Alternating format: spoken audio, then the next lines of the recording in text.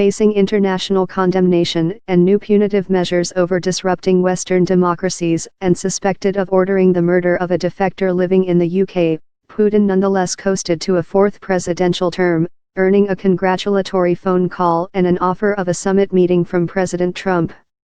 Not only did he win, he beat his own record.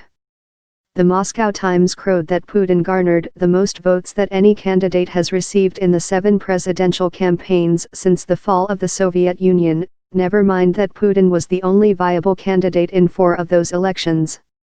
Russia may not have annexed any more territory from neighboring countries recently, but 4 years after the Russian incursion into Ukraine, Putin's antics have arguably affected a much wider swath of the globe.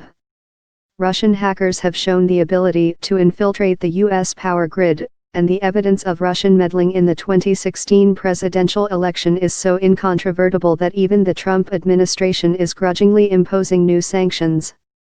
The fact that 2 weeks before the election, a former double agent now living in Britain was poisoned, along with his daughter, by a nerve gas traced to Russia shows how little sanctions have achieved in forcing Putin to adhere to post-Cold War norms of international behavior. British Foreign Secretary Boris Johnson said it was overwhelmingly likely that Putin himself ordered the attack. Moscow, of course, denies everything.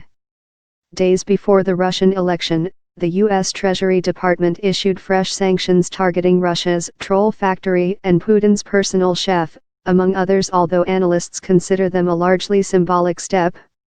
U.S. lawmakers in both parties worry that the measures will not be enough to deter Russia from meddling in the midterm elections later this year, and actually aren't even new. Nearly all the entities and individuals who were sanctioned were either previously under sanction during the Obama administration or had already been charged with federal crimes by the special counsel, Senator John Warner, DVA, said after the sanctions were announced. According to Daniel Fried, a former diplomat who designed the State Department sanctions against Russian individuals and companies in 2014, the new measures amount to moving existing sanctions from one authority to another. I don't think it was a particularly powerful symbol of resolve. No, I do not think last week's sanctions were sufficient, given what Russia has done, Fried said. Not only have sanctions failed to stop Putin, the individuals directly targeted seem entirely undeterred.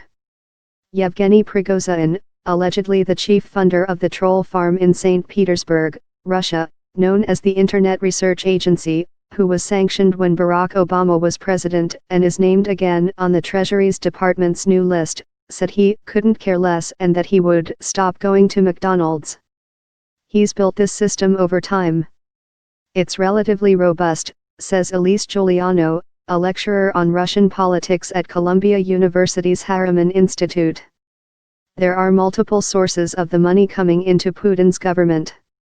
The sanctions haven't affected the elite the way they're designed to.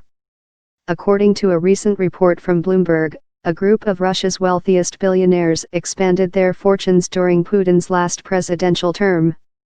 They initially took a hit when sanctions were introduced, but rebounded when commodity prices and equity markets boomed in 2016, and are wealthier than ever. If they could put pressure on Putin, why do so if their wealth has been increasing, says Simon Saradshayan, director of the Russia Matters project at the Belfer Center at Harvard University's Kennedy School of Government.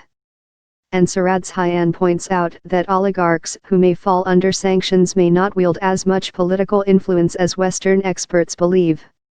If there's pressure, that pressure has failed to sway Putin, Saradshayan wrote in an email to Newspulse News. Unlike his predecessor Boris Yeltsin, Putin has managed to limit political influence of oligarchs. Instead of undercutting Putin, the most recent sanctions and retaliatory moves, including the expulsion of Russian diplomats from the UK, may have played into Putin's us against them narrative, uniting Russians against a West they feel threatens their national pride and sovereignty. Overall, you could say the sanctions feed into Putin's message that Russia is besieged by enemy states, says Giuliano, who adds that Putin has even been able to convince citizens that the counter-sanctions he imposed on European food imports, and that hit low-income Russians the hardest, are also the West's fault. there could be cracks among Putin's elites and cronies that we don't see yet. Ordinary people are suffering and the overall pie is shrinking. But short of hoping for internal regime change, what other leverage does the US have to oppose Russian meddling in its elections, in the Mideast and in Europe? Fried says there are asymmetric options that the US should be exploring. In an article for The Atlantic, Fried wrote that besides sanctions against Putin, his inner circle and even against the entire Russian cyber sector, other efforts should include a campaign to expose dark Russian money coming into the United States similar to America's post-9/11 efforts against terrorist finance. After the 9/11's terror attacks, a coordinated global effort froze $140 million in terrorists' assets across some 1,400 banks worldwide. Terrorists eventually found workarounds to get financing, in some ways have mimicked what Putin is believed to have been doing for decades, setting up shell companies and other proxies to hide money. Besides, more aggressive steps would require a real coordinated effort to punish Putin from the top.